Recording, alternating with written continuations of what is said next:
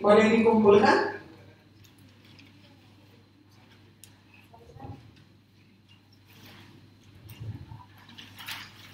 Oh, oke, ini ya.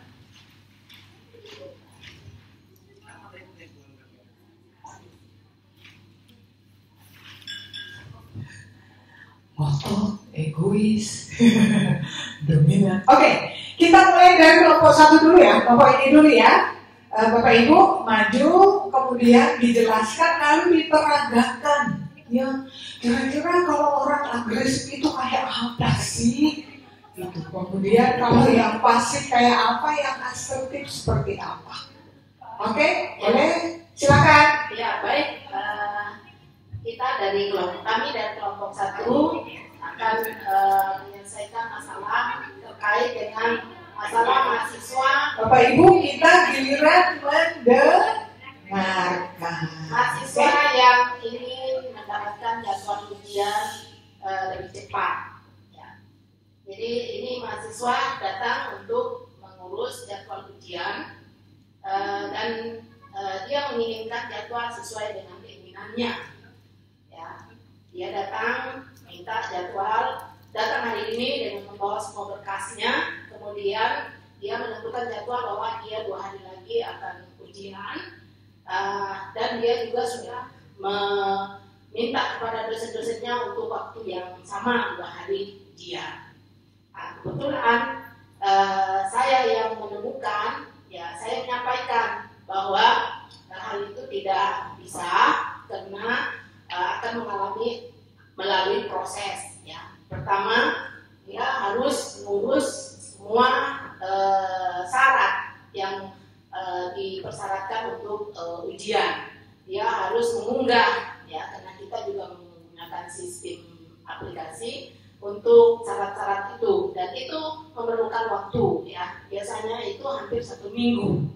Nah, dia datang, saya tidak mengizinkan untuk menentukan jadwal ujian dengan 2 hari dari waktu yang dia tiba datang. Kemudian saya sampaikan kalau saudara tidak mengikuti jadwal yang sudah ada, saya tidak akan menandatangan atau mengeluarkan jadwal, dan juga saya akan menghubungi dosen-dosen tidak akan datang di hari yang Anda sudah tentukan. Dosen-dosen saya sampaikan sesuai dengan jadwal yang sudah disampaikan dari pasca secara resmi melalui surat tugas. Itu jadi saya sampaikan kepada mahasiswa. Intinya mahasiswa harus mengikuti apa yang sudah saya tentukan yang sesuai dengan prosedur yang ada di prodi kami atau di prodi saya. Oke, baik. Nah, ini nih, katakan saya mahasiswanya. Oke. Mbak Fia jadi orang yang agresif nih, ya. Jadi saya datang ya. Selamat siang Bu Fia. Siang. Ini gimana ya Bu? Saya tuh pengen jadwal ini nih minggu depan. Karena saya tuh minggu depan ada urusan Bu, saya harus pulang kampung. Ibu saya lagi sakit Bu. Ini gimana Bu? Mbak Fia yang agresif ya? Ya, iya, terima kasih Anda sudah menyampaikan alasan untuk meminta jadwal sesuai dengan jadwal Anda. Tapi ya mohon maaf, jadwal yang bisa saya berikan itu sesuai dengan yang ada di prodi. Jadi kami tidak bisa menyetujui jadwal yang Anda sudah tawarkan. Adapun kalau Anda punya alasan bahwa orang tua Anda sakit, ya, dan meminta jadwal lebih cepat, ya saya kira itu manusiawi, ya. Jadi meskipun juga Anda saya jalankan lebih cepat ujian, saya tidak jamin bahwa Anda pulang ke rumah ibu Anda langsung sehat. Ya, jadi ya. Nah gitu Bu, ini sering sumpah ibu saya lagi sakit. Masa nggak ada kebijaksanaan sih? Ini apa sih lembaga pendidikan kayak gini? Masa nggak ada kebijaksanaan? Namanya orang tua loh Bu sakit. Coba deh Bu Fia, kalau orang tuanya sakit tega gitu nggak pulang, masa nggak ada kebijaksanaan? Ayo Bu. Nah itu kan urusan pribadi ya. Saya juga urusan secara konstitusional. Iya saya tahu Bu, urusan saya. Makanya saya minta kebijaksanaan Ibu. Masa nggak boleh sih? Tuh dosen-dosennya juga di sini juga, minggu depan juga ada di sini kok. Masa sih nggak bisa? Ya kalau begitu begini, silakan pulang saja dulu. Ibu nggak selesai masalah saya. Saya malah disuruh pulang. Orang saya punya jadwal hari ini. Oh ya, ibu mau tapi prodi tidak bisa. Bu, please Bu. Ini gimana sih? Ya, kalau saya tawarkan begini aja. Banyak kan juga belum waktunya untuk wisuda. Nggak ada urusannya ke situ Bu. Kan ini ujian, bukan wisuda Ibu. Lagi saya juga nggak pengen ikut wisuda kok. Saya udah pernah wisuda lah biasa. Saya nggak butuh wisuda Bu. Saya mau tuh jadwal saya pokoknya di jadwal minggu depan. Aduh tolong deh, pokoknya saya pengen ikut minggu depan. Saya nggak bisa karena nanti kalau saya melayani ibu sesuai dengan jadwal ibu tawarkan, saya juga nanti ketemu dengan ibu-ibu yang seperti Anda 2, 3, 4. Kok jadi ibu sudah. Masa itu ibu ini udah, aduh ibu, gimana sih? Masa kayak gini banget sih? Ya sudah. Nggak tolongin ini namanya ini, nggak tolongin mahasiswa. Oke, kalau begitu saya konsultasikan dulu dengan atasan saya. Apakah bisa ditandatangani? Ya kamar lagi, saya bukan kamar lagi nungguin. Oke deh, kalau begitu sabar. Kita cari solusi ya. Yang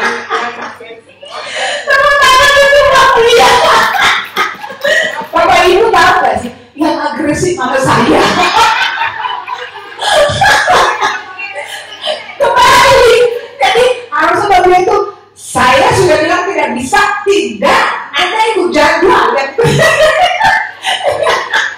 Ini malah saya yang agresif. Aduh, mantap banget. Oke, nah ini coba dengan. Nah, jadi Bapak Ibu ya, bayangkan kita seringkali nggak nebak orang yang akan kita layani. Kalau ketemu yang kayak saya itu melayani Bapak Ibu, gitu, itu gimana atasinya?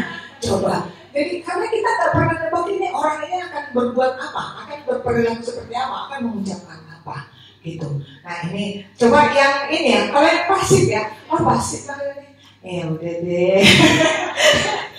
Enggak, tapi ini coba ini. Saya yang pasif ya. Saya coba ya. Nih, sampai sejauh mana daya tahannya? Kayak, selamat siang Bu. Ibu, saya udah ke Bu Via, Bu. Saya kan pengen jadwal ujian saya tuh dipercepat. Ini karena orang tua saya sakit. Ibu saya sakit keras. Ibu yang melahirkan saya. Masa saya nggak lihat? Ibu please tolong saya. Saya yakin Ibu bisa deh. Tolong saya Ibu. Oh begitu. Baik, nanti kami informasi kembali ya. Informasi? Ini gimana sih ini? Saya kesana suruh tunggu, kesini suruh infokan. Saya harus kemana? Harus ke Polda. Saya harus ke kantor polisi. Pokoknya masalah mahasiswa itu diselesaikan, nggak diulur-ulur Ibu. Tolonglah Ibu, Ibu pasti bisa. Tolong ya Bu. Nanti saya dari kampung saya bawa kopi deh. Saya bawa ke Ambon Bu. Di kampung saya ada ke Ambon yang enak. Nanti saya bawa. Please Ibu tolong saya, Bu tolong ya. Ya Bu ya. Ini saya bawa kertasnya. Ibu tanda tangan aja ya. Ibu tanda tangan. Ibu tanda tangan aja di sini ya. Lihat jadwal saya. Ya tolong ya Bu ya. Ya. Maaf ya Dek, soalnya di sini kalau ujian kan mesti beberapa pembimbing juga dikonsultasikan. Nanti balik aja, nanti kami hubungi lagi ya. Janji Ibu, saya butuh kepastian Bu, bukan janji. Tolonglah Bu, Ibu please, tolong saya Bu. Ibu kan nanti juga punya anak akan ngalamin kayak gitu gimana Ibu? Coba deh Ibu bayangin deh kalau anak Ibu ngalamin kayak saya gimana Bu? Baik deh, entar tolong. Tenang ya. Aduh, makasih Bu, Ibu cantik banget ya. Pergi. Nah, dibebasi, umumnya kayak gitu. Akhirnya nyerah terhadap rayuan, walaupun itu melanggar aturan. Karena dia nggak tahan ngadapin ini nih, nggak tahan. Lebih bagus saya iyain aja deh, ya kan?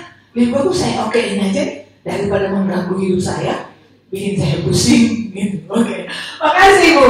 Nah kita ke asertif ya. Nah kalau ini yang you are okay, I'm okay. Oke ya? Baik. Selamat siang Ibu. Siang. Ibu, saya kan ini ya minta kebijakan untuk jadwal ujian saya dimajukan karena kebetulan minggu depan itu saya pengen pulang karena ibu saya sakit Ibu. Saya mohon Ibu. Jadwal ujian yang sekarang sudah disepakati yang mau dimajukan. Nah, kemarin itu kan saya kasih tahu jadwalnya itu 2 minggu lagi, padahal saya maunya minggu depan gitu karena saya mau pulang gitu Ibu. Semua dasar sudah di waktu yang belum sih, saya kan belum ketemu juga ya, jadi karena dari dosen disuruh ke prodi dulu gitu. Rencananya pulang kan? Pulang ini tanggal berapa ya Bu? Tanggal 16. Saya mau pulang tuh tanggal 25 Bu. Bisa di waktu ya? Iya. Persyaratan di pemerintahan pasca ini pengajuan itu kan sudah bekerja. Nah sebenarnya kan ibu sudah oke ya? Iya. Iya. Tapi kalau mau dimajukan, sebenarnya kalau secara penugasan tidak ada masalah. Oke. Dan tidak sudah selesai semua. Iya. Cuman nanti kesediaan ini Bu. Kalau kami misalkan sekarang ACC, tapi nanti dosen pembimbingnya itu tidak ada yang hadir, tidak mau juga. Oh, berarti harus ini ya. Tapi Bu, tolong dibantu saya ya Bu, ke dosennya ya Bu ya. Nanti coba Ibu kita kasih nilai matriks baru, Ibu bawa ke dosen-dosen yang itu uji, cari apakah waktu yang Ibu inginkan itu mereka sepakati, kalau boleh, oke. Oh, oke. Jadi prinsipnya saya bisa dibantu ya Bu. Aduh, makasih banget gitu. Oke, nah, tepuk tangan untuk semuanya. Gitu. Nah, jadi itu tadi ya, bedanya. Jadi kalau misalnya tadi kita kayak agresif dengan Mbak Fia tadi, dengan Bu Fia itu, masalahnya terselesaikan nggak Bapak Ibu? Enggak kan? Yang ada malah Mbak Fia juga kesel, ini mahasiswa kurang ajar banget, ini susah banget dia tuh sok ngatur ini. Saya juga sebagai mahasiswa, apaan sih gak ada kebijakan sama sekali, ini apaan nih, kampus sama model apa ini? Dua-duanya pergi dengan hard feeling ya, dengan rasa nggak puas gitu. Kalau yang kedua terselesaikan nggak masalahnya? Tadi selesainya apa? Terselesaikan, tapi nabrak aturan. Ya kan? Nabrak aturan, harusnya kan nggak bisa langsung beliau selesaikan. Nah kalau yang ketiga yang asertif, jadi beliau tidak menjanjikan akan di reschedule, tapi menjanjikan akan mengupayakan dan memberikan solusi. Coba ini dibawa ke pembimbingnya. Kalau mereka oke, jadwal Anda di reschedule, oke, karena secara administratif persyaratan Anda sebetulnya sudah sih, tinggal reschedule jadwal. Gitu ya Bapak Ibu ya. Jadi dapat ya. Jadi assertive communication itu win-win solution lah. Ya, situ menang, saya juga menang. Tanpa harus ada yang merasa direndahkan atau ada yang harus merasa kayak dirugikan atau melanggar ketentuan. Itu poinnya assertive communication. Itu ya Bapak Ibu ya. Saya kira cukup satu modelnya ya, cukup satu contohnya supaya kita bisa menyelesaikan materi ini. Oke, next Mas. Oh ya, saya kasih hadiah dulu dong ya. Ini tadi, sorry.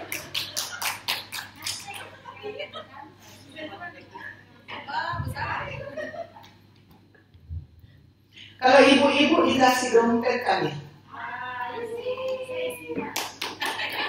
Oh enggak, ini dompet juga dompet dari Cina ya. Ini tumbler. Terima kasih atas partisipasi. Oke, baik Bapak Ibu. Oke, nah jadi kita ke sini ke uraiannya ya. Jadi yang agresif itu yang kayak apa sih gitu ya? Nah ini dia ingin kemauan dan pendapatnya yang diikutin. Pokoknya aku maunya jadwalku. Ya kan. Terus ini juga pokoknya Anda ikut jadwal ini. Nggak ada titik. Ini biasanya orang-orang yang suka bicara pokoknya. Atau di akhir titik. Itu tiba-tiba agresif kayak gitu banget. Pokoknya begini. Nah itu agresif itu ya.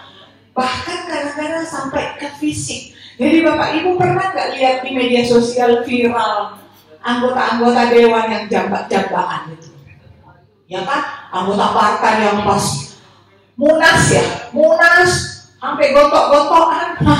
Itu bisa dipastikan itu tipe-tipe agresif semua itu. Sampai main fisik ya. Lalu dia suka memakai kambing hitam. Misalnya gini nih, tahu nggak sih kenapa kemarin ada kejadian begini? Gara-gara si ini tuh, karena sih pas mahasiswanya datang si ini nggak ada, entah kemana dia ngelayap, entah kemana gitu. Jadi selalu nyari kambing hitam untuk suatu masalah yang sedang dihadapi.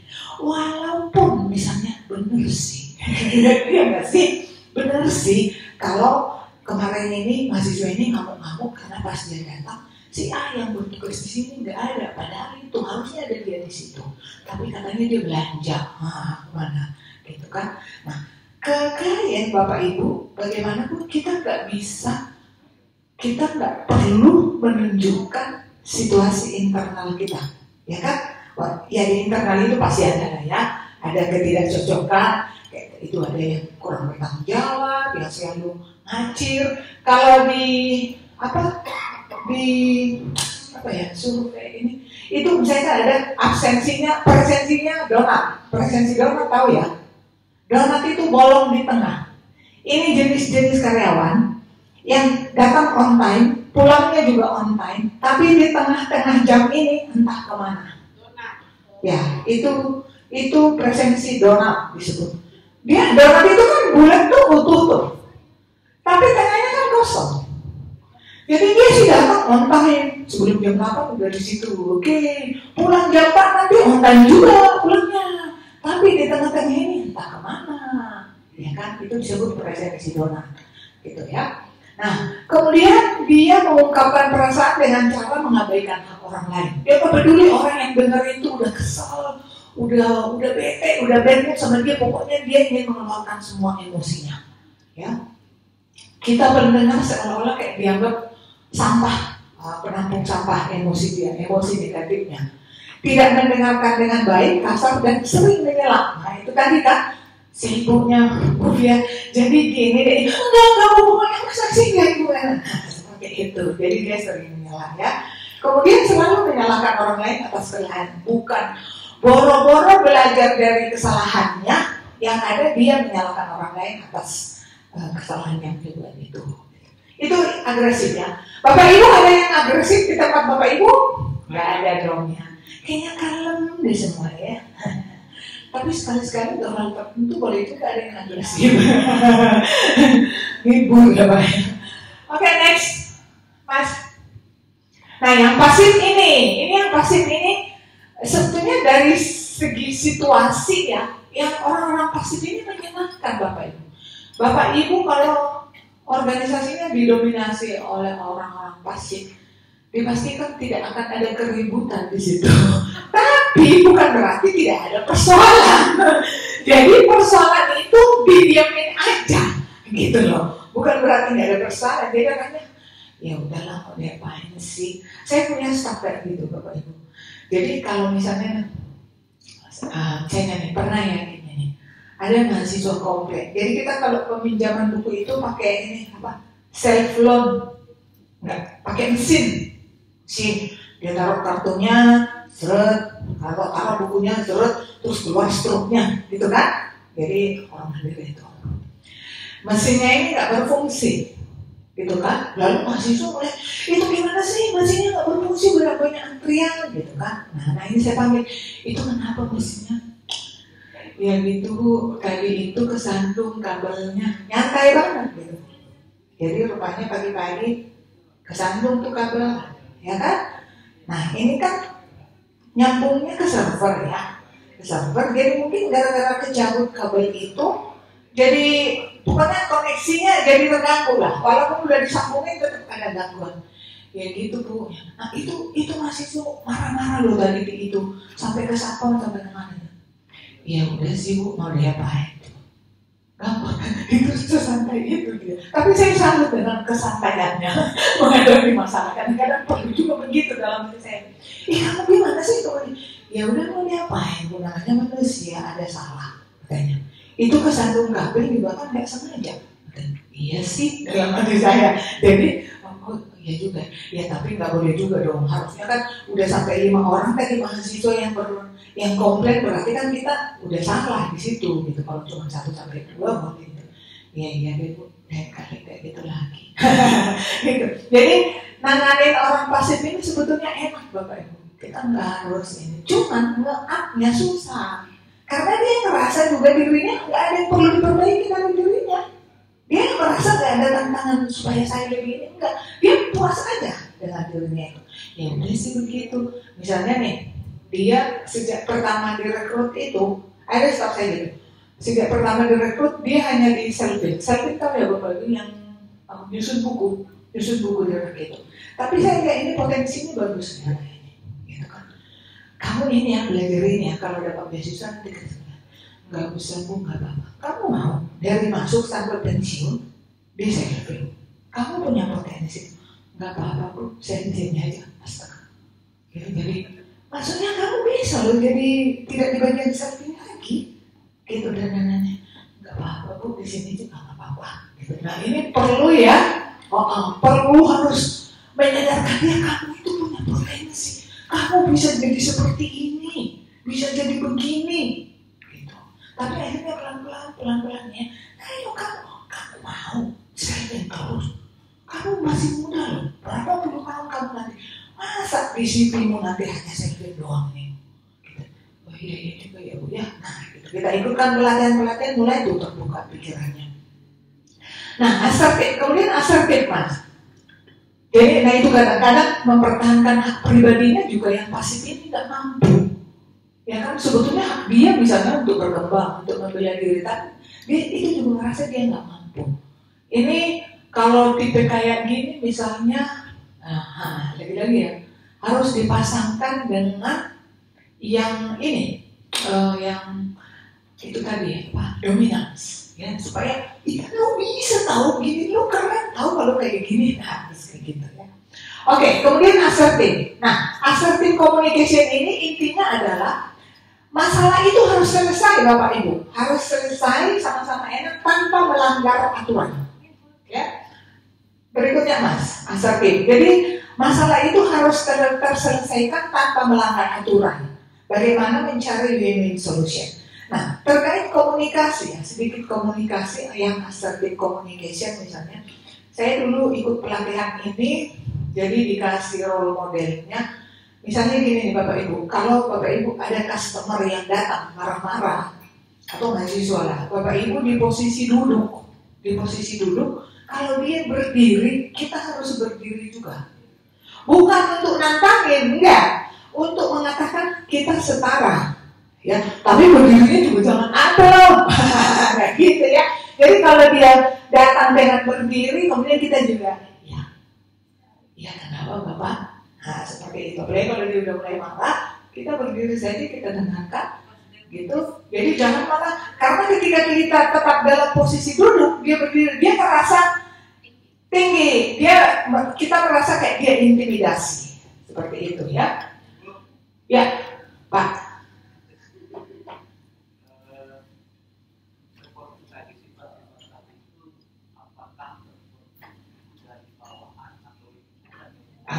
Bagus sekali pertanyaannya. Saya kasih hadiah buat si Bapak paling aktif tadi nanya ya.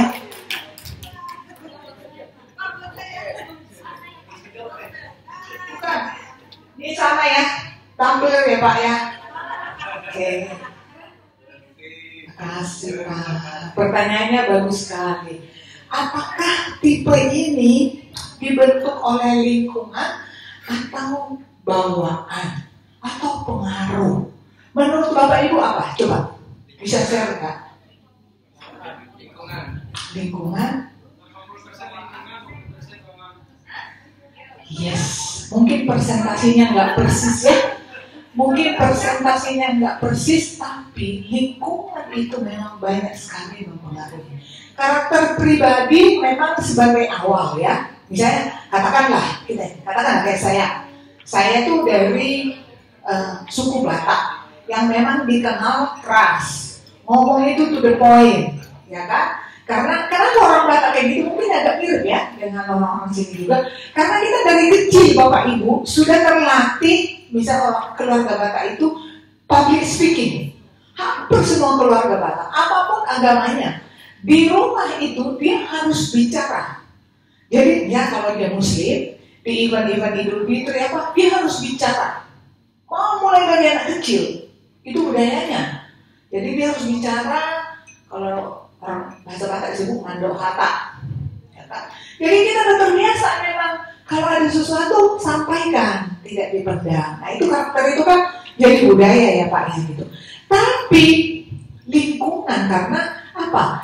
Kita misalnya nih, saya kan tidak selalu hidup di lingkungan orang Batak, ya kan? Saya akhirnya merantau, kemudian ketemu teman-teman dari Jawa Barat yang halus-halus gitu ya. Soft skill ini juga kan sebetulnya skill yang halus kan Bapak Ibu, namanya soft.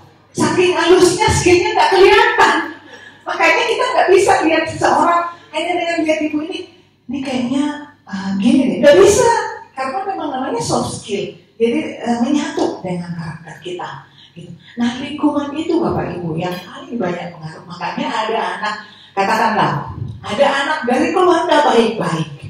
Bapaknya oke, ibunya oke, keluarganya oke. Loh, begitu misalnya katakanlah dia bergabung dengan lingkungan, loh jadi kayak gini nih anak nih. Lingkungan itu banyak sekali mempengaruhi. Kenapa? Karena ketika orang berada di suatu lingkungan, ini nalurinya manusia, ada keinginan ingin diterima di lingkungan tersebut. Oke? Ingin diterima supaya nyaman, safe. Lalu dia mulai menginginkan dirinya supaya sesuai dengan ini. Kalau dapat lingkungan yang positif, yang bagus, yang membangun. Nah kalau enggak, Bapak Ibu, kalau enggak gimana? Saya udah ngalamin itu Bapak Ibu. Mungkin ini cerita pribadi sedikit tapi nggak apa-apa ya. Anak-anak saya, anak saya yang nomor 2 itu pernah punya masalah. Saya sampai harus berurusan dengan polisi, ya. Pergaulan di Jakarta tahu sendiri Bapak Ibu.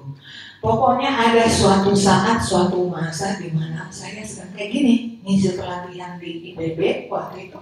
Saya lagi manggung begitu, udah mau maju, tiba-tiba ada telepon dari nomor, feeling seorang ibu ya.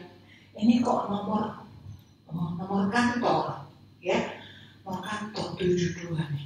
Begitu saya telepon, selamat siang Bu Clara, ini dari Polres Depok. Wah, tung. Kebetulan anak saya ini udah 2 hari nggak pulang, biasa enak gitu dengan temennya, dengan kerja kelompok apa lagi. Ini dari Polres Depok, Ibu ditunggu di ruangan ini. Nyebutin satu ruangan dan bikin saya langsung begini. Ya Tuhan, apa yang terjadi? Padahal di rumah dia anak-anak baik aja. Nah, apa yang terjadi? Dijebak temannya kan. Saya ngurusin itu, aduh susah Bapak Ibu. Jadi udah itu saya datang, udah di BAP, tidak ada saksi, ada BAP, bagaimana toh Pak? Terus hasil urinnya ini Bu, saya dari mana? Saya sampai susah ini itu menyelesaikan masalah. Nah saya tiba-tiba, lingkungan Bapak Ibu, pengaruh lingkungan. Jadi saya sampai harus pindah. Beneran Bapak Ibu, kalau ada di situasi yang memang ini berat, pindah, saya pindah. Ini lingkungan gak bagus gitu. Universitasnya juga saya pindahin. Tadinya di Gunadarma saya pindahin ke Universitas Pancasila gitu. Jadi bayangkan risiko yang harus kita ambil Bapak Ibu kalau anak salah di pergaulan, salah masuk lingkungan maksudnya gitu. Nah kita juga gitu Bapak Ibu. Itu sebabnya ada lembaga-lembaga itu membuat atau merumuskan namanya budaya organisasi, ya kan? Budaya organisasi yang wajib diikuti. Nah, ini sebetulnya bagian dari budaya organisasi Bapak Ibu. Bapak Ibu beruntung misalnya diberikan pelatihan kayak gini, walaupun hanya dasar-dasar sekali, tapi itu bagian dari budaya organisasi untuk mengembangkan kita. Itu ya Pak ya, terima kasih sekali pertanyaannya. Oke, nah jadi asertif komunikasi ini bersifat kuat dan juga tegas, namun tetap tenang dan santai. Di dalam dunia kerja, komunikasi merupakan hal yang sangat penting dan harus terus. Tidak hanya di dunia kerja ya, kayaknya di kehidupan sehari-hari juga Bapak Ibu ya. Di kehidupan personal kita, komunikasi itu adalah ujung tombak dari segala sesuatunya. Kesalahpahaman, permusuhan, apapun itu biasanya dimulai dari miskomunikasi karena komunikasi yang tidak lancar. Oke, next stop. Nah, kita ke ini mungkin bagian terakhir bukannya? Tema yang terakhir tentang masalah. Dealing with conflict. Oke, next Pak. Nah, kita kan sering ya menghadapi konflik, tidak hanya di dunia kerja, juga dengan pertemanan. Bapak Ibu ada nggak yang putus pertemanannya karena beda pilihan pilpres misalnya?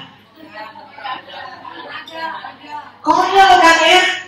Konyol gitu itu kalau sampai seperti itu berantem gitu. Padahal presidennya begitu terpilih, tak juga mereka bagi-bagi kue, peluk-pelukan. Ya kita udah berantem udah musuhan teman-teman.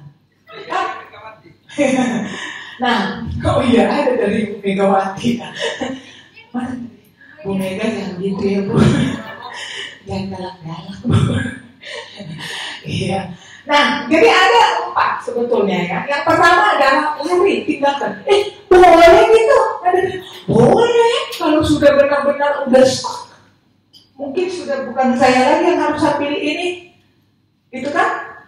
Tinggalkan saja. Tapi ditinggalkan maksudnya bukan kalau kita dalam konteks layanan bukan berarti nih ada nih mahasiswa ngamuk-ngamuk atau dosen marah-marah udah langsung ditinggalin, nggak gitu ya Bapak Ibu ya. Artinya kasih jeda dulu. Jadi di kami itu ada namanya di layanan-layanan publik termasuk di library. Jadi saya pernah ke Kongres American Library Association, adanya kalau di Indonesia IPI ya. Jadi Kongres Pustakawannya Amerika Bapak Ibu itu tahun 2014 itu di Las Vegas.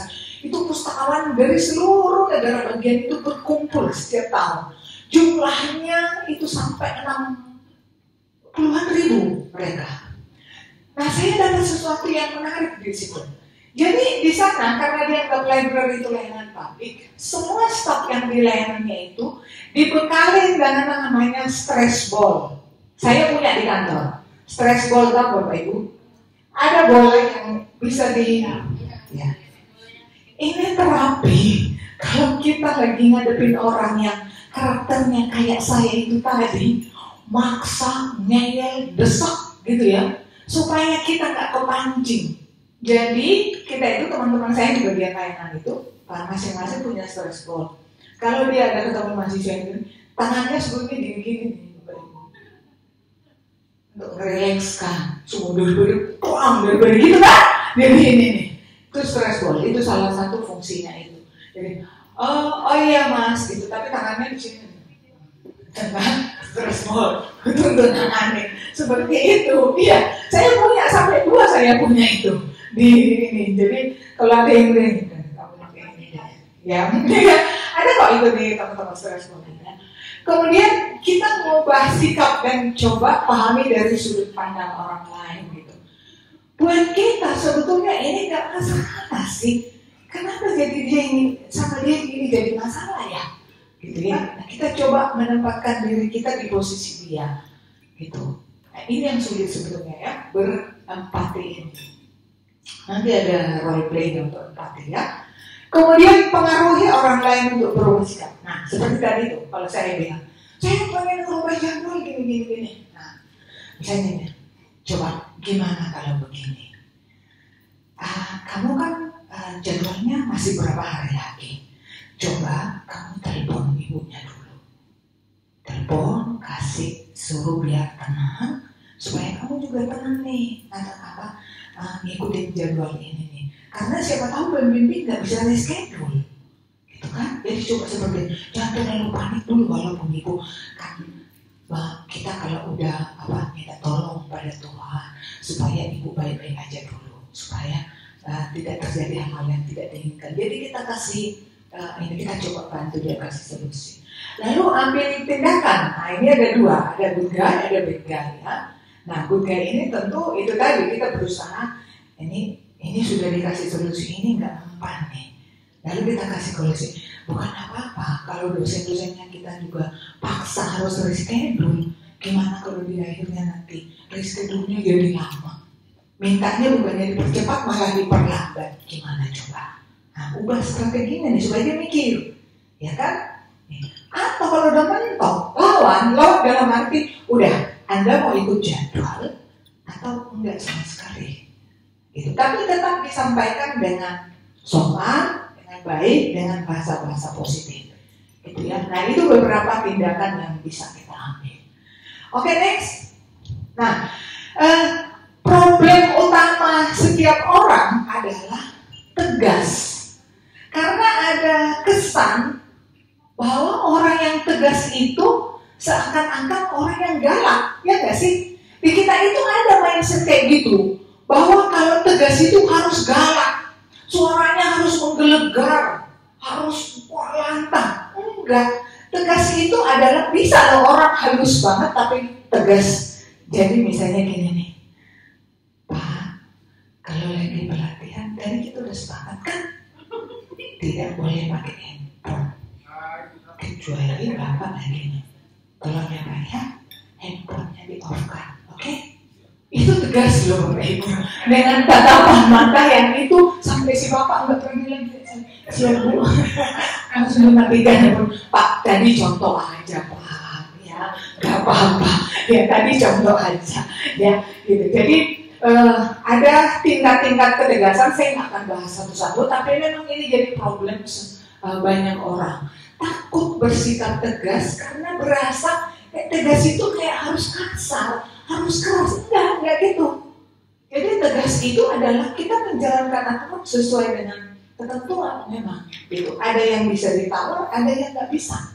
Ya kan? Misalnya lah, kalau nilai Bapak Ibu, emang bisa ditawar itu. Kalau dari dosennya udah segini nilainya terus masih Bu, itu kan bisa akses tuh, kasih yang tinggi. Ubah dong nilai saya Bu, nanti saya terterin kopi deh.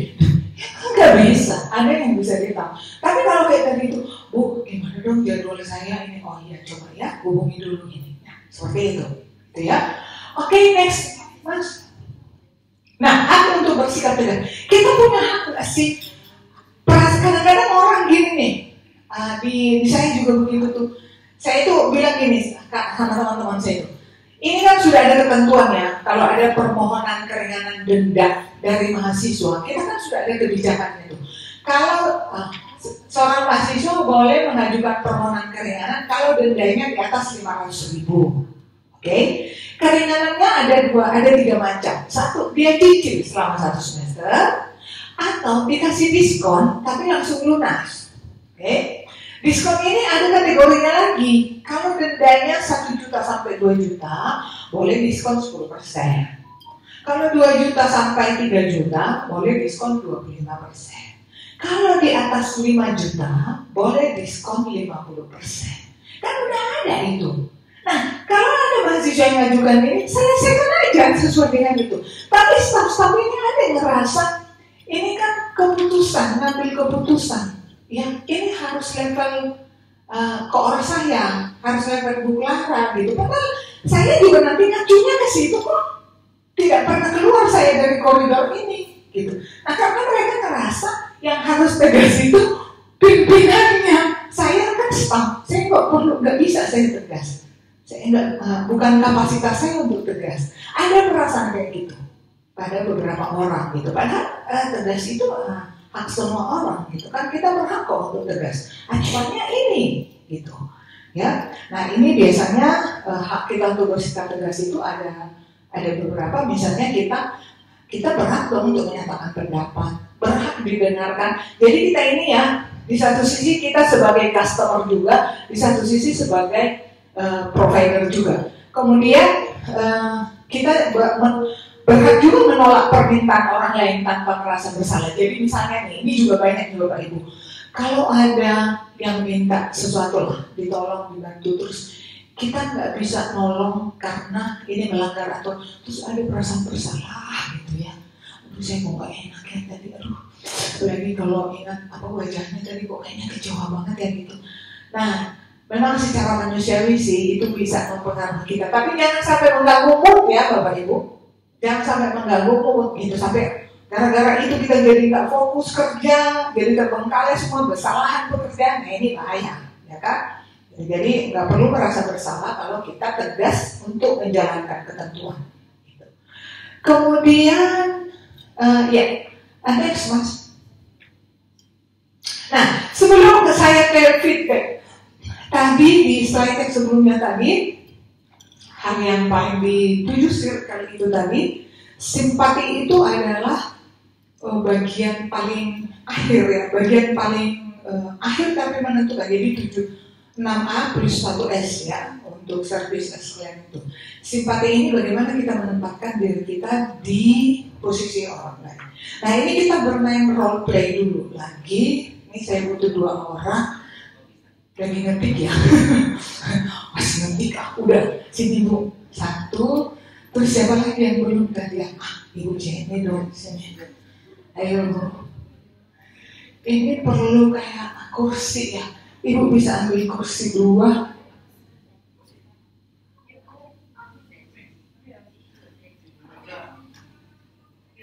Oh iya.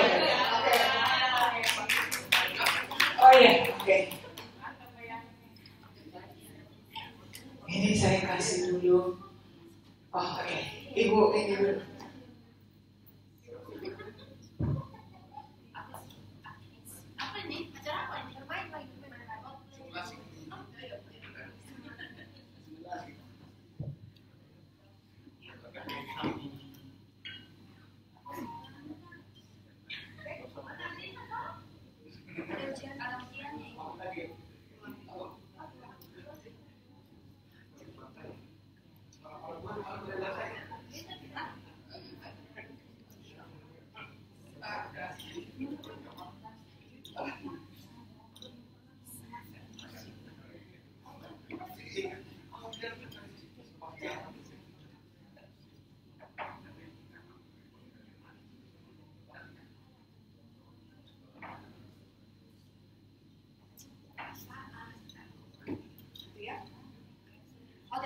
Silakan. Jadi Ibu Jenny dan Ibu apa? Mama lupa.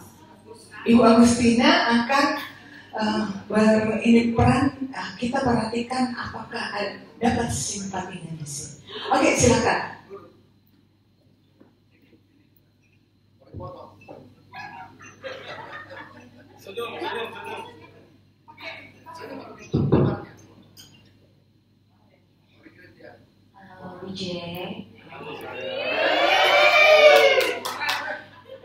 Saya ingin menceritakan pengalaman saya yang paling menyakitkan ketika aku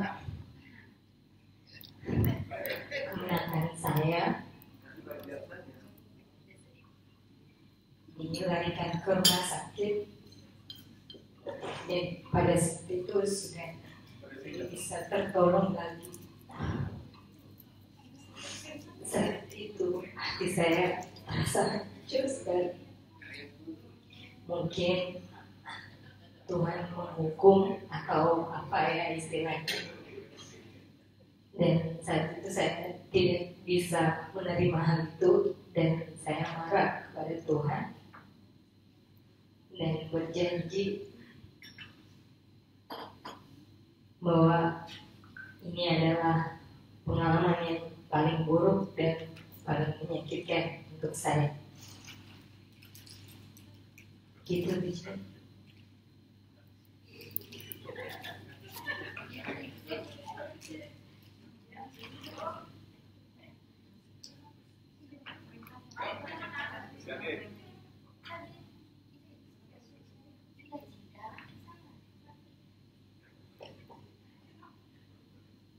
Ya.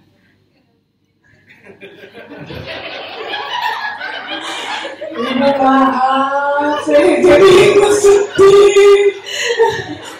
Ibu maaf ya Bu ya, apa yang tidak bermaksud mungkin rasa sedih ya.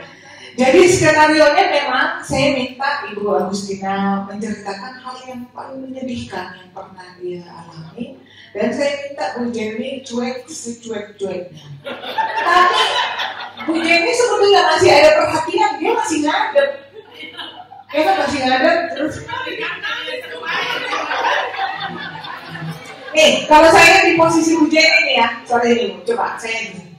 Kalau saya di posisi Bu Jenny, kalau yang orang yang nggak simpati, gitu kan? Ini cerita nih, cerita tadi diulang, tapi nggak usah nangis lagi. Cerita. Mbak Laras. Kenapa lu? Dulu yang saya ingin ceritakan sama Mbak. Tumben. Serius ini loh Mbak. Oh. Yang didengarkan.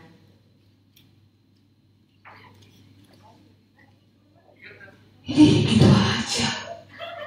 Ya udahlah, orang emang semua orang akan mati juga kok. Ngapain sih? Kayak dia cengeng banget. Iya ampun deh. Lebih amat sih. Itu orang gak ada simpatinya. Bapak Ibu. Ya. Yang bercerita udah nangis, udah melek. Malah kok apaan sih? Ya kan? Tapi kalau yang punya simpati gitu kan. Begitu dia datang misalnya, Mbak Clara, dia kenapa? Lu kenapa sih? Kok kayaknya ini deh.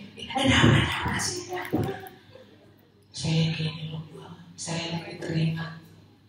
Oh, saya yang cerita ya. Ini balik ya, saya yang cerita ya. Bu Agustina sebagai pendengar ya. Saya bisa nangis nanti dulu. Saya tuh kayak aktris sebetulnya. Mbak. Iya. Aku mau curcol banget. Apaan sih Mbak? Tahu nggak? Aku tuh udah sebulan ini makan cuman sekali sehari. Oh, kok bisa sih? Jadi kan ceritanya kan dulu ada mantan ya. Sebelumnya udah nggak ada hubungan sih, cuman kenapa akhir-akhir ini setahun kemarin itu kami berkomunikasi kembali ya. Terus kayaknya emang Tuhan tuh kasih kesempatan untuk berkomunikasi kembali. Bulan lalu dia meninggal. Dia meninggal dan terus aku nggak bisa lihat dia. Aku merasa bersalah.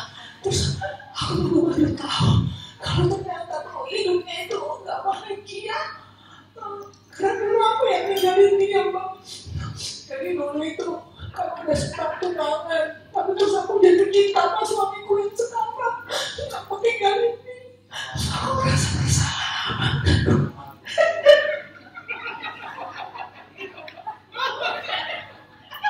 Aku udah nangis sepenuh hati. Ibunya malah senyum-senyum. Ibunya malah ketawa-ketawa. Makasih banyak Mbak Agustina. Nah, jadi bayangkan situasinya ya Bapak Ibu. Kadang-kadang kita, saya masih ada satu kayaknya Bu Agustina deh. Sampai nangis loh dia. Ini kayaknya buat ini kopi ya boleh ya. Bukan tumbler untuk kopi ya. Nah, jadi Bapak Ibu di kehidupan sehari-hari, di kantor, di kehidupan pribadi, kita seringkali ketemu orang-orang yang unpredictable ya. Ini orang yang kita sedang menghadapi, katakanlah mahasiswa atau dosen, kita tidak pernah tahu apa yang sedang dia alami.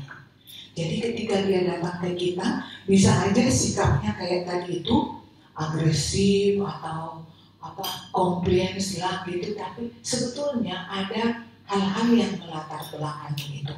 Gitu kan? Jadi kalau kita berpedoman kepada cara berpikir itu, bahwa tidak ada sikap atau suatu tindakan yang tidak punya latar belakang, mungkin kita semua bisa menjadi orang-orang yang asertif. Kita ingat dulu itu, mungkin aja dia sedang begini, mungkin aja dia sedang mengalami hal yang seperti ini.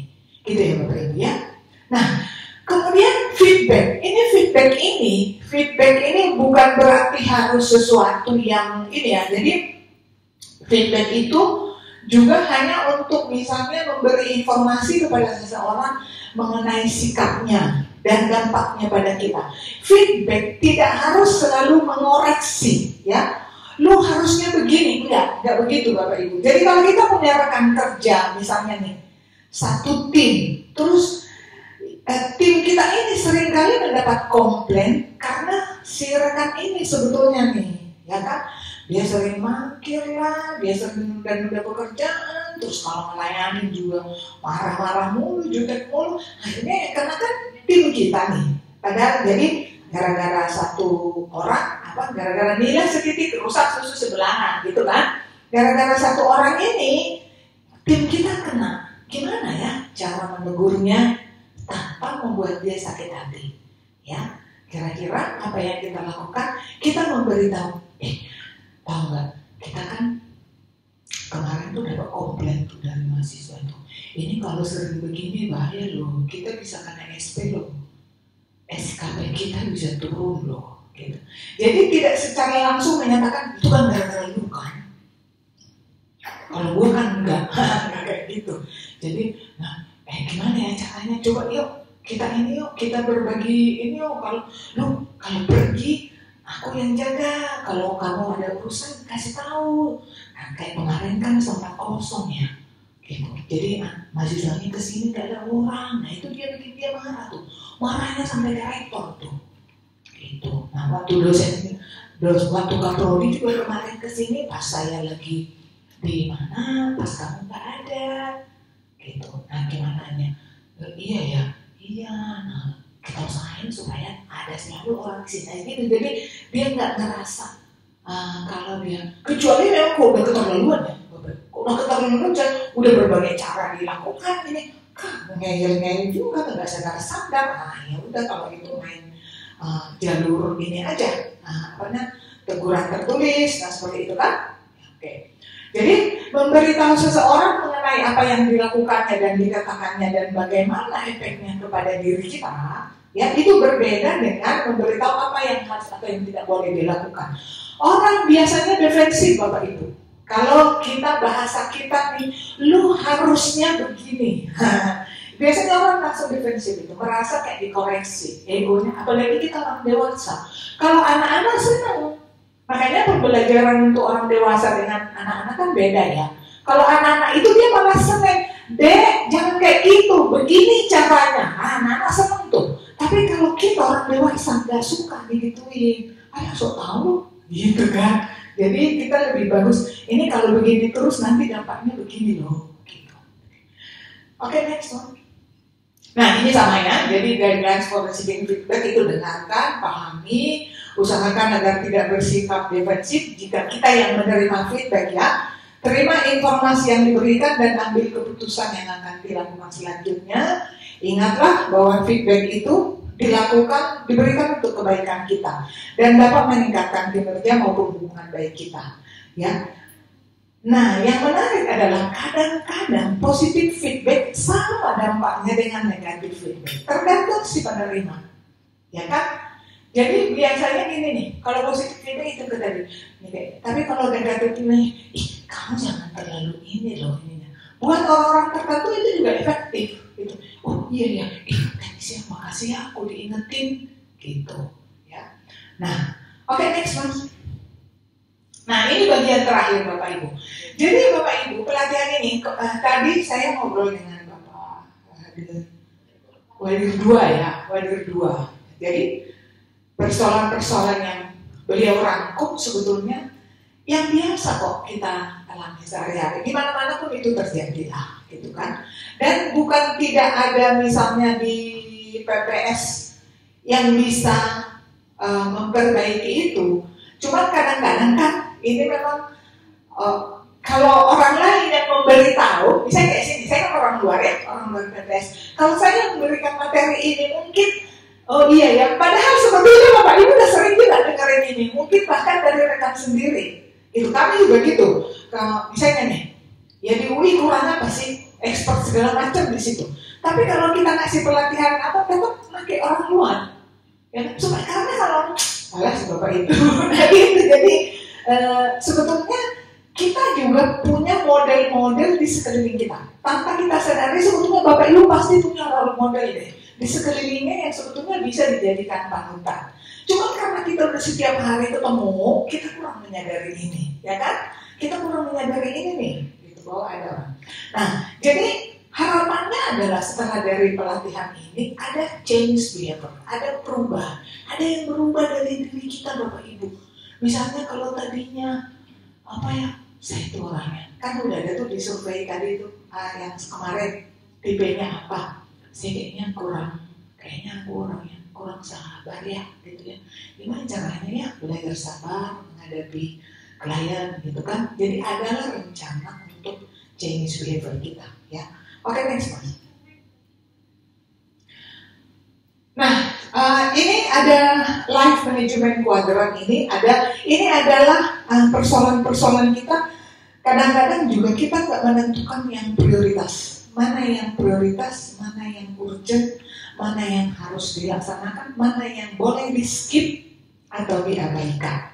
Ya, nah ini adalah sekedar contoh-contoh saja. Mana yang urgent, not urgent, dan mana yang bisa didelegasikan dan didelete, ya. Misalnya nih, yang harus urgent, penting dan urgent, ya. Mengejar target besok nih deadline nih, urgent loh ini, berarti harus dilakukan. Tagihan kartu kredit, udah telat, urgent. Kalau nggak dendanya makin nambah. Menyelesaikan proyek yang harus diselesaikan hari ini. Membeli bunga untuk istri yang sedang marah. Ini urgent nggak Bapak Ibu? Urgent.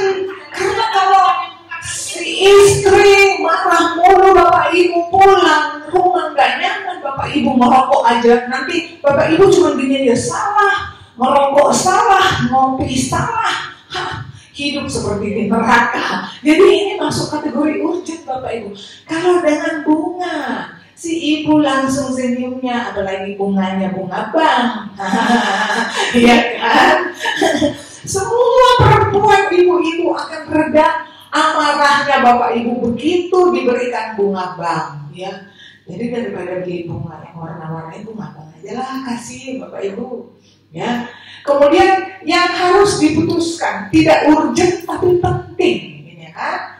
Ini contoh-contohnya.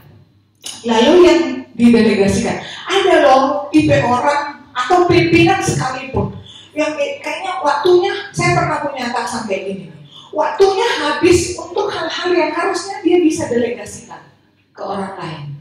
Gitu, jadi semua pesan dia jawab, semua telepon dia jawab, semua apa segala macam, ya.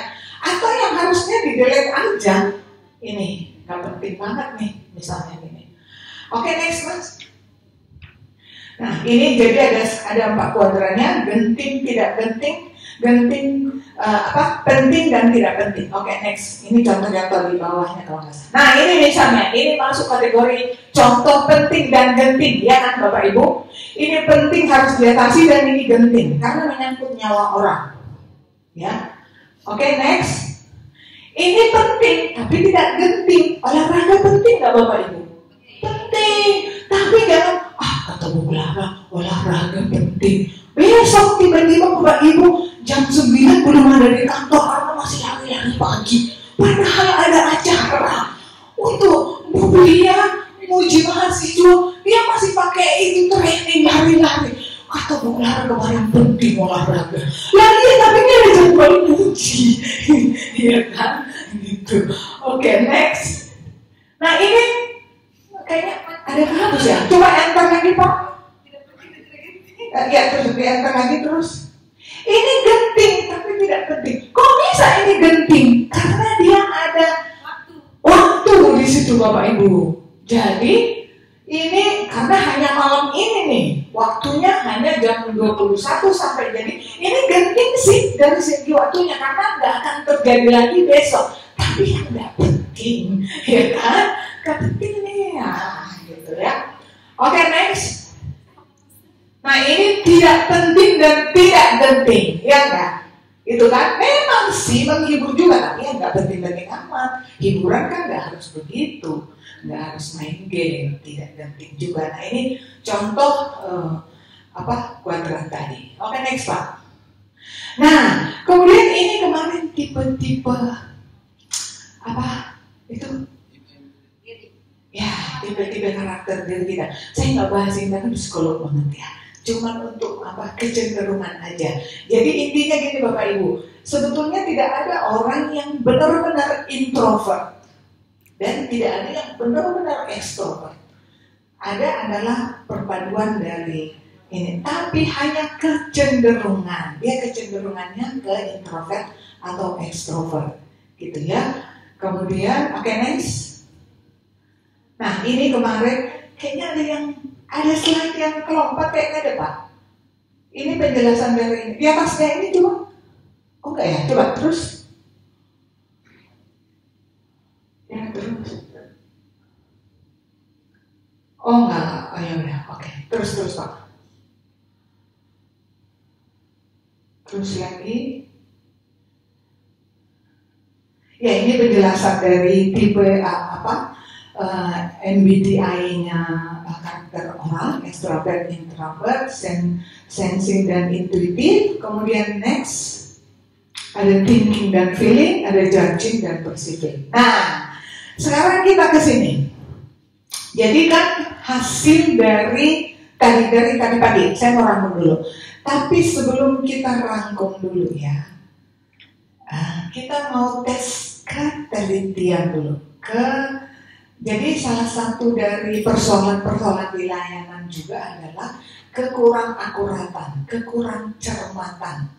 Entah itu membaca atau mengikuti instruksi atau apapun, ya, atau kekurang sabaran, atau kurang pokoknya kekurang telitian. Nah, ini saya akan bagikan kertas Bapak Ibu, tapi nggak boleh dibaca dulu ya, nggak boleh dibaca dulu nih. Saya bisa dibantu Mbak. Taruh dulu di depannya masing-masing.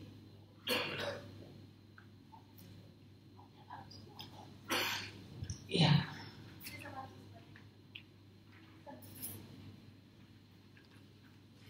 Nanti kita mulainya sama-sama ya Bapak Ibu ya.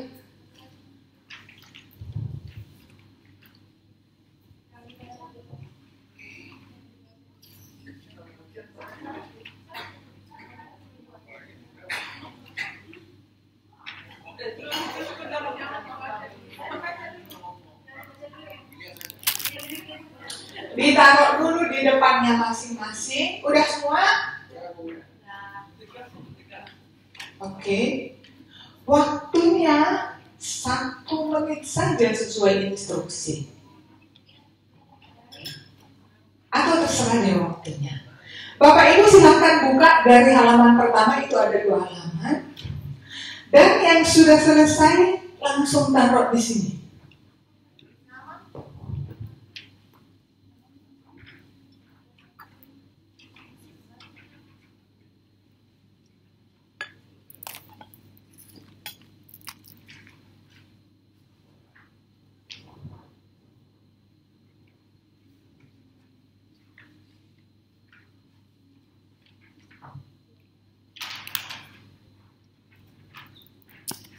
Ada yang sudah selesai?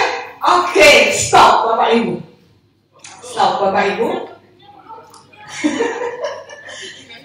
Aku tertipu, aku terperangkap. Oke? Ibu Dewi and Yusuf. Stop. Oke? Stop. Ya. Coba Bapak Ibu baca instruksinya.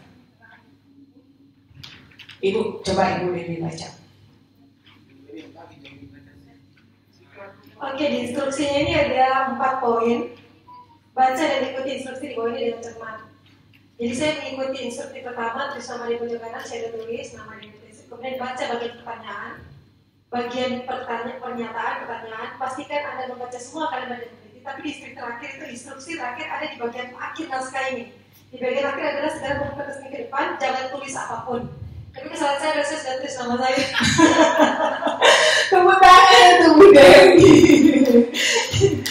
Jadi ini adalah jebakan Batman ya. Jadi ini ada ininya nanti materi. Jadi waktu saya sebutkan waktunya 1 menit. Bapak Ibu kepikir nggak? Wah, sih baca ini 1 menit. Jadi harusnya udah ada rasa curiga. 1 menit, kayaknya perasaan gue nggak enak. Gitu kan? Gitu. Lalu ini baca dan ikuti. Jadi sudah dihitung, saya sudah hitung. Kalau Bapak Ibu baca instruksi 1 sampai 5 sampai yang terakhir itu nggak nyampe 1 menit. Makanya disuruh kerjakan dalam 1 menit. Ya. Jadi tulis nama Anda di pojok kanan. Bu Dewi langsung tulis tuh, karena 1 menit biar cepet, gitu kan? Kemudian baca bagian pernyataan dengan cermat sebelum menjawab pertanyaan. Pastikan Anda membaca semua kalimat dengan teliti. Instruksi terakhir ada di bagian akhir naskah ini. Ini yang Bapak Ibu skip. Karena kecenderungan kita yang namanya instruksi biasanya kita tidak baca semua dulu Bapak Ibu instruksi, ya. Jadi cenderung nih instruksi 1 kerjakan. Padahal ini berkaitan nanti ke sini nih, ke situ dan seterusnya, gitu ya. Nah ini game buat main-main aja Bapak Ibu ya. Tapi betapa kita seringkali untuk instruksi sederhana juga sering salah menginterpretasikannya.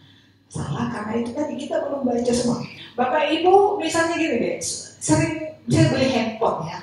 Coba Bapak Ibu, berapa orang di antara kita kayaknya hampir kebanyakan konsumen gitu deh. Kalau beli handphone biasanya karena kita udah ngerasa tahu cara pakai handphone ini, biasanya beli buka-buka langsung colokin langsung nyala, ya kan? Seberapa banyak orang yang benar membaca petunjuknya dulu? Petunjuk ini di bagian ini, di bagian ini. Nah, ketika nanti handphone ini ada kendala, ada masalah, barulah kita buka petunjuk. Ini, ternyata harus ini dulu dipasang. Ternyata nggak boleh dulu dinyalain, harus dicas dulu. Ternyata harus begini, gitu. Nah, itu adalah salah satu kebiasaan kita yang cenderung kadang-kadang membawa masalah juga dalam pekerjaan kita sehari-hari. Itu ya Bapak Ibu ya. Jadi benar ya Pak, Bapak tadi udah baca sampai paragraf berapa Pak? Maaf ya Pak, dikerjain. Baik, nah kita ke bagian akhir Bapak Ibu. Ini sebelum ke sini ya.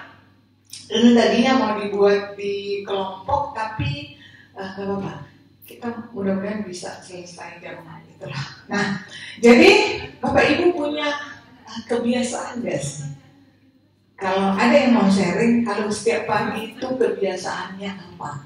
Yang tujuannya adalah untuk mendevelop, menginikan diri kita untuk menghadapi hari ini. Ini selain ibadah tentunya, oke? Selain berdoa atau sholat itu udah pasti lah ya. Itu ada nggak sih hal-hal spesifik yang Bapak Ibu harus lakukan setiap pagi atau setiap hari supaya ya tetap merasa sehat, merasa fit, merasa siap menghadapi hidup ini, ya kan, merasa bisa menjalani aktivitas sehari-hari dengan baik. Ada yang mau sharing? Bapak sharing dong. Ibu-ibunya anjing sharing, bapak-bapaknya enggak. Bapak kalau bangun mungkin kalau bapak kan begitu bangun merokok gitu ya. Itu kebiasaan saya Bu ya, karena itu menjaga mood gitu ya. Ada yang bisa sharing nggak Bapak Ibu? Setiap pagi itu apa yang dilakukan untuk menjaga moodnya tetap stabil, tetap positif? Karena katanya dan ini saya yakin sih. Ya, oke. Nah, that's good ya. Minum air hangat sama kita Pak. Saya kalau tiap pagi itu biasanya minum air hangat setelah dari toilet dulu. Karena sepanjang malam kan tubuh kita itu detox kan, Bapak Ibu, detox. Jadi mengeluarkan racun-racun. Racun-racun ini harus dikeluarkan di pagi hari, biasanya dengan ke belakang. Misalnya pipis seperti itu. Lalu setelah itu masuk air hangat. Setelah itu apa lagi Pak? Setelah minum air hangat Bapak biasanya ngapain? Mandi. Jam berapa itu Pak? Oh bapak-bapak sih bangunnya agak siang ya. Maksudnya jam 6 gitu ya Pak? Oh setelah sholat subuh, oke ya. Nggak kayak kita ya ibu-ibu ya. Kita tuh, saya itu yang jam 4 saya duluan biasanya bangun baru azan itu subuh. Saya pastikan itu sudah. Karena rumah saya di dekat masjid. Jadi saya bangun pasti baru muajin gitu. Jadi saya duluan bangun terus ya kalau ibu-ibu ya urusan domestik, kalau bapak-bapak kan santai. Habis sholat dia tidur lagi, bobot nih. Begitu bangun, Bu, sarapan mana? Enak jadi bapak-bapak ya. Nah jadi ada kebiasaan-kebiasaan yang mungkin bapak ibu bisa lakukan. Jadi ada kebiasaan gini di bapak ibu nih yang selalu saya lakukan ya. Kadang-kadang kelupaan juga. Jadi saya kalau bangun tidur, setelah ya berdoa, masih tempat tidur, berdoa, lalu saya ke kaca, ke cermin, lalu saya bicara dengan diri saya sendiri. Hari ini oke, saya sehat, saya bugar, saya bahagia, saya sukses. Gitu. Jadi katanya kalau itu afirmasi positif, Bapak Ibu. Kalau kita di pagi hari mengucapkan kata-kata positif atau senyum ke diri kita, percayalah seharian itu akan kita lalui dengan senyum. Jadi apapun yang datang menimpa kita seharian itu, insya Allah bisa kita hadapi dengan baik, dengan senyum, karena udah dimulai dengan senyum. Gitu, misalnya seperti itu. Nah kalau malam beda lagi. Kalau tadi saya cerita ya, jadi saya memang orangnya untuk olahraga saya ini banget Pak, ketat sekali. Setiap hari 5 kilo minimal, terus angkat beban. Saya punya barbel di rumah, angkat beban itu setidaknya minimal 15 menit. Lalu yoga. Nah, saya memang suka yoga. Jadi saya bisa duduk balik Bapak Ibu, kepala di bawah, kaki di atas itu saya bisa. Gitu. Yoga. Jadi kalau sore biasanya saya itu olah nafas. Seperti itu. Gitu. Nah, setiap orang tentunya berbeda. Bagaimana memanage dirinya, memanage hidupnya, memanage emosinya. Karena jangan dianggap memanage emosi itu untuk penampilan aja, enggak. Yoga itu Bapak Ibu, saya cerita sedikit ya. Yoga itu, zaman dulunya yoga itu adalah olahraga untuk orang sakit. Dari India kan, jadi orang sakit, diajarin olah napas. Sekarang jadi lifestyle. Apalagi sejak pandemi itu, grup-grup yoga itu banyak sekali. Nah, saya dulu orang yang sangat nggak sabaran Bapak Ibu. Ya, seorang temperamen tinggi saya dulu. Itu lewat yoga. Dan banyak sekali Bapak Ibu boleh percaya, banyak sekali keluhan penyakit saya dulu sembuh dengan yoga. Jadi ada 2 tahun kali terkuras semua harta benda saya ke dokter, fisioterapi. Hanya urusan ini. Apa sih? Otot kaku aja. Sampai MRI, sampai CT scan, itu bagus semuanya. Cuma otot kaku aja, dan itu menyiksa sekali. Jadi setiap 3 hari harus fisioterapi, sekali fisioterapi 350.000. Habis semua tabungan saya Bapak. Katanya ke dokter saraf yang dulu dokternya Presiden Soeharto, tahu nggak Bapak Ibu, antri ke situ sebulan kita daftar baru dapat giliran. Cuman ketemu doang 1.500.000. Apa dikasih cuman? Ini ibu ini, astaga, saya sembuh dengan yoga, hanya dengan yoga. Semua banyak sekali keluhan saya. Gitu. Nah, itu maksud saya gini, bukan mau mempengaruhi Bapak Ibu juga untuk yoga ya, enggak ya, kalau mau sih oke gitu. Tapi maksudnya gini, setiap orang sebaiknya mengenali dirinya. Ini saya orang yang seperti apa dan ada hal yang harus saya perbaiki nih. Karena dampaknya bukan hanya ke organisasi kan Bapak Ibu. Mungkin karena segini, ngapain gue ntar kalau gue bagus Universitas Halwaleo yang dapat nama gitu. Kan enggak, kita cari duitnya kan di situ. Ya, Bapak Ibu ya. Saya tuh suka bilang ke staf saya, kalian tuh kalau berdoa, pernah nggak sih UI-nya didoakan supaya tetap berdiri dengan tegak, jaya, makmur, gitu kan? Ih, negara ada. Nah, kan kita karyawan di sini. Kalau misalnya nih, saya kerja di UI, lalu UI-nya besok tiba-tiba bangkrut, saya cari kerja susah, gimana? Jadi ya kita doakan juga tempat kerja kita. Kita doakan juga tuh pimpinan-pimpinan kita. Misalnya semenyebalkan apapun, ya kita doakan dia berubah. Gitu gak sih Bapak Ibu? Ya kan? Jadi soft skill itu memang sedalam itu sebetulnya impact-nya ke diri kita sendiri. Jadi jangan merasa misalnya, ngapain sih di kantor tuh banyak orang aneh-aneh juga, nanti kita berubah yang lain enggak, susah juga gitu. Nah, ambil manfaatnya untuk diri sendiri. Itu ya Bapak Ibu ya, setuju ya? Oke, nah kita bagian terakhir. Bapak Ibu, ini yang pertama mungkin abaikan saja karena nggak semua dapat survei ini kemarin. Kira-kira nih Bapak Ibu, setelah seharian ini kita berbincang, lihat role play, diskusi, berbagi pengalaman, coba Bapak Ibu tuliskan, ini untuk Bapak Ibu aja ya, tidak akan dikumpulkan ke saya ya. Ini kan ada blog note-nya nih.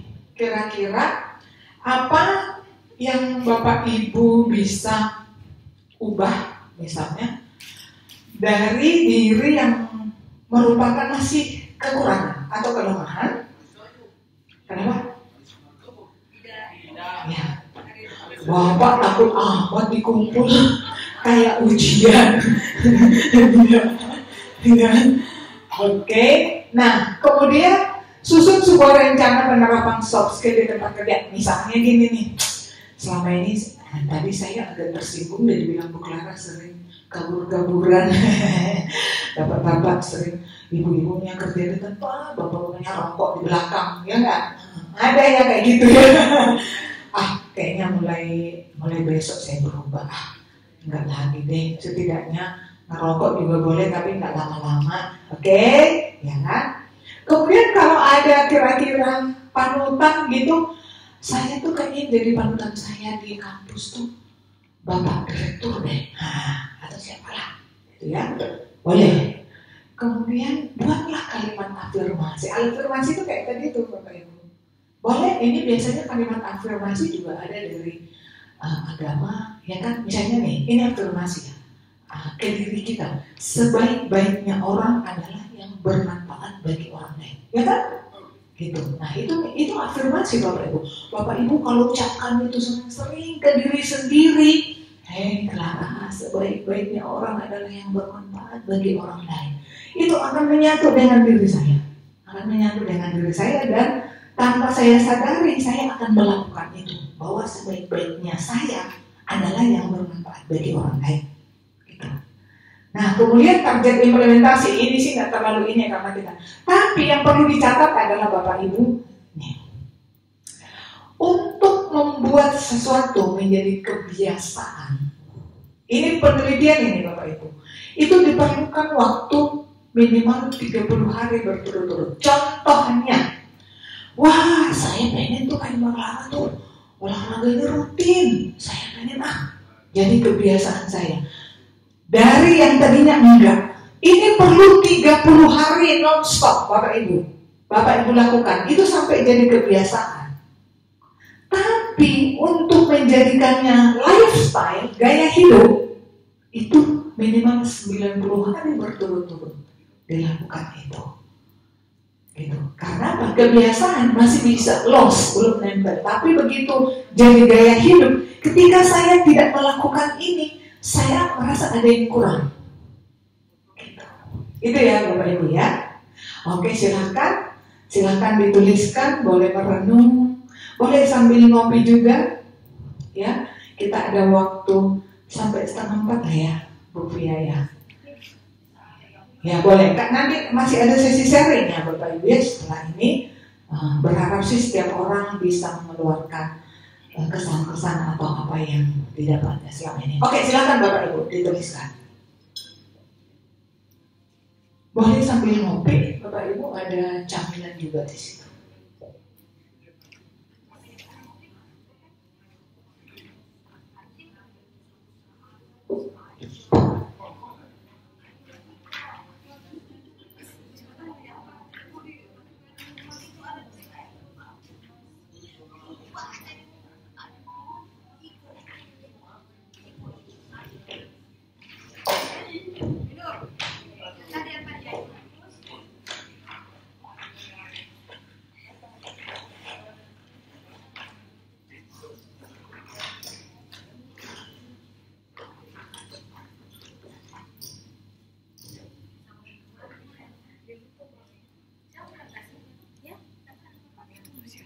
Nah ini yang baru.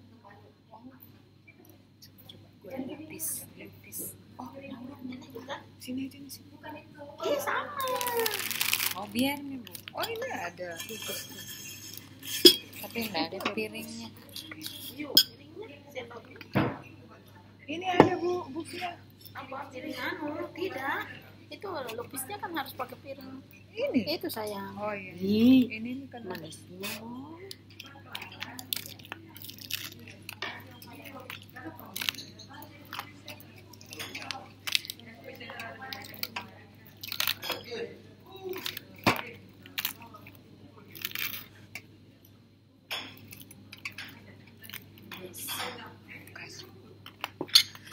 suka nih.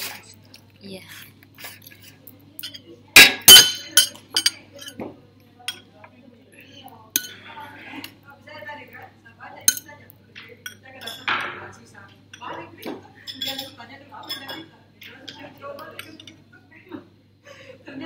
Sudah bisa jawab WhatsApp aja juga karena yang aku WhatsApp. Karena ini kan dekat ini di bawah ini. Ternyata Jakarta bisa astaga.